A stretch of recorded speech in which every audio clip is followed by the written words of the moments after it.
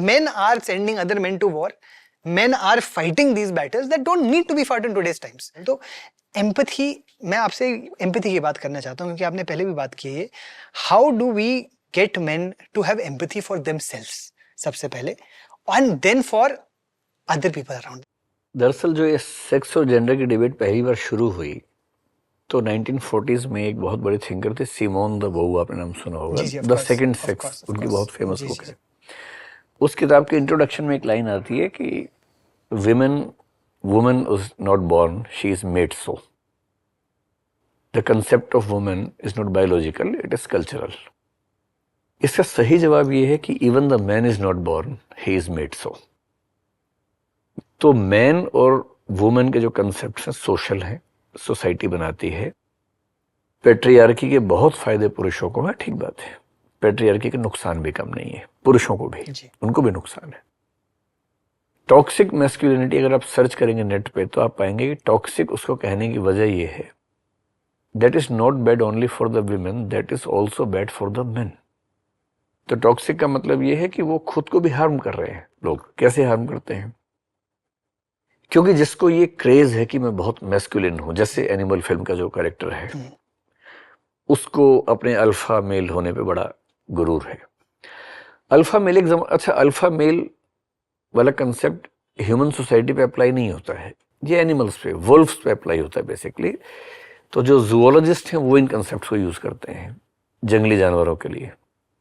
हम जंगल से बहुत आगे निकल चुके हैं. जो जंगल में रुके हुए हैं वो अल्फा मेल बनने के चक्कर में हैं. जो जंगल से आ गए हैं समाज में, उनको अल्फा मेल बनने की जरूरत नहीं होनी चाहिए, क्योंकि वो कंसेप्ट ह्यूमन सोसाइटी का है ही नहीं. आदमी औरत में और नर और मादा में कुछ तो अंतर बचा के रखना पड़ेगा. तो ये जो मैस्कुलिन होने का कॉन्सेप्ट है, इसका नुकसान क्या होता है?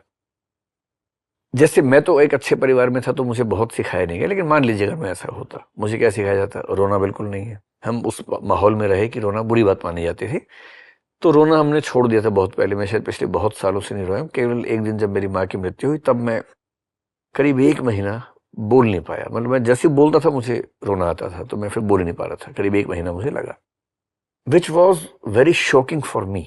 मुझे लगता था कि मैं तो इमोशनलेस आदमी हूँ, क्या फर्क पड़ेगा, किसी भी चीज से क्या फर्क पड़ेगा, मैं बहुत न्यूट्रल हूं.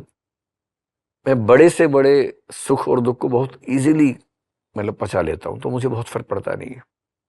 पर जब फर्क पड़ा तो मुझे बड़ा खुशी भी हुई कि चलो अंदर एक इंसान बचा हुआ है, भी मैस्कुलिनिटी इतनी हैवी नहीं हो गई है. अब मैस्कुलिन है, इसका मतलब क्या है? थोड़े लंबे चौड़े हैं, थोड़ा हाथ में मछलियां फुला लेंगे, ये सब कर लेंगे, दिखेंगे रौब वाले. आजकल मूछ दाढ़ी का कॉन्सेप्ट है, लंबी दाढ़ी रखनी है, वो भी कर लेंगे, थोड़े स्मार्ट देखेंगे, ये सब तो हो गया. फिर आप महिलाओं से नफरत करने लगेंगे, या डिस्टेंस मेंटेन कर लेंगे, या उन्हें सिर्फ ऑब्जेक्ट की तरह ट्रीट करेंगे. उससे ये कहना कि मेरा जूता लिक करो, कितना इनह्यूमन है. क्या बचता है इसके बाद रिश्ते में? टॉक्सिक मैस्कुलिनिटी का सबसे बड़ा नुकसान उस आदमी के साथ क्या होता है कि दुनिया में एक भी व्यक्ति नहीं बचता जो उससे प्यार करे. उसकी पत्नी, उसकी माँ, उसकी बेटी उससे प्यार नहीं कर पाते, डरते हैं. और अगर आपसे लोग डरते हैं और आपको इसमें खुशी है तो ये गधापन है. होना ये चाहिए कि आपके होने से लोग अच्छा फील करें. मैं अपने घर जाऊं, मेरी पत्नी को खुशी हो, न कि ये तनाव हो कि अरे यार ये आ गया अब टेंशन देगा. मेरी बेटी सहम न जाए कि पापा आ रहे हैं, पढ़ने के लिए बैठ जाओ या सो जाओ चुपके से, नहीं तो पापा मारेंगे. इससे आप मैस्कुलिन तो हो जाएंगे, लेकिन कोई आपको प्यार करेगा ही नहीं. And if nobody loves you then you are really lonely. इससे बड़ा अकेलापन कोई नहीं है कि आप इमोशनली किसी से भी कनेक्टेड नहीं है जंगली बनने के चक्कर में. ये जंगली होना है. मर्द फिल्म आई थी जब हम छोटे थे, कितनी गंदी बात उस फिल्म में थी कि दारा सिंह जा रहा है, बच्चा अभी पैदा ही हुआ है, शायद चाकू से उसकी छाती पे लिखा मर्द, खून से लिखा मर्द. मैस्कुलिनिटी का हिंदी ट्रांसलेशन मर्दानगी ही होता है. और फिर वो फिल्म क्या कह रही है? मर्द को दर्द नहीं होता. और हमारा सारा बचपन इस चक्कर में गुजर गया कि दर्द नहीं होना चाहिए हमें. कितना बड़ा गधापन था. 1990s में एक फिल्म डर आई जिसने पहली बार मैस्कुलिन लव को दिखाई. एनिमल वेनिमल तो बहुत बात की चीजें हैं. उसमें शाहरुख खान है और वो हीरोइन जो जूही चावला थी, वो मना करती है और फिर गाना गा रहा है, तू हाँ कर या ना कर, तू है मेरी किरण। मतलब उसकी हाँ ना से मतलब ही नहीं है उसको, तू हाँ करे तो भी, तू ना करे तो भी, तू है मेरी ही। ये लवर है कि रेपिस्ट है?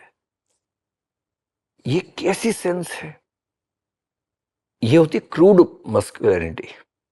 कॉम्प्लिसिट भी होती है, जो कल्चरली बड़ी अच्छी लगती है सब लोग, क्या बात है। कभी कभी मेरे दिल में ख्याल आता है कि जैसे तुझको बनाया गया है मेरे लिए। क्या बात है यार, तुम एक ऑब्जेक्ट हो, मेरे लिए बनाई गई हो। तू अब से पहले सितारों में बस रही थी कहीं, तुझे जमीन पे बुलाया गया है मेरे लिए। मैं कौन सा लाट साहब हूं? अजीब लाट साहब है कि मेरे लिए आसमान से बुलाया गया तुम्हें। तुम्हारी अपनी कोई जिंदगी नहीं है, अपना कोई करियर नहीं है, अपने कोई सपने नहीं है।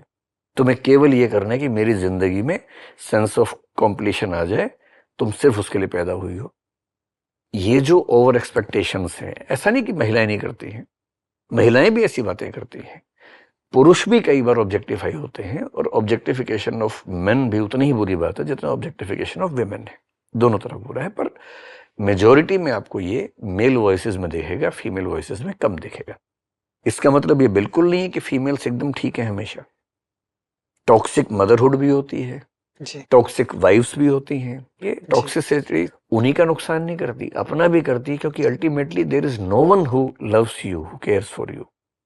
ये पॉइंट ऑफ व्यू देखने की जरूरत है। और मतलब मेरा वही मानना है कि खराब कंटेंट का सामना अच्छे कंटेंट से ही करेंगे तो बात बनेगी, अदरवाइज बात बनेगी नहीं। और लड़कों को थोड़ा एम्पैथी से देखने की भी जरूरत है। एक बात ये भी समझनी है कि दूसरों का दर्द महसूस करने की ताकत जो है ना, सैडली ये थोड़ा टाइम के साथ आती है।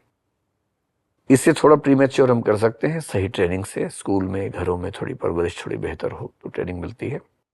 बहुत हमें होपलेस होने की जरूरत भी नहीं है, लेकिन हाँ, with the help of good content like yours we can handle this to some extent. Sir मेरा आखिरी सवाल, मैं सवाल तो आपसे अनलिमिटेड कर सकता हूँ क्योंकि आप जैसे आप माइंड हैं, बट एक सवाल जो पर्सनल सवाल है एंड में, आप खुद कहते भी आप फेमिनिस्ट हैं, अपने बेटे को आप किस तरीके से रेज कर रहे हैं that he also is a feminist and he doesn't get affected by जो सब कुछ आसपास चल रहा है, वो एक जेंडर सेंसिटिविटी से, एम्पैथी से, how are you raising him?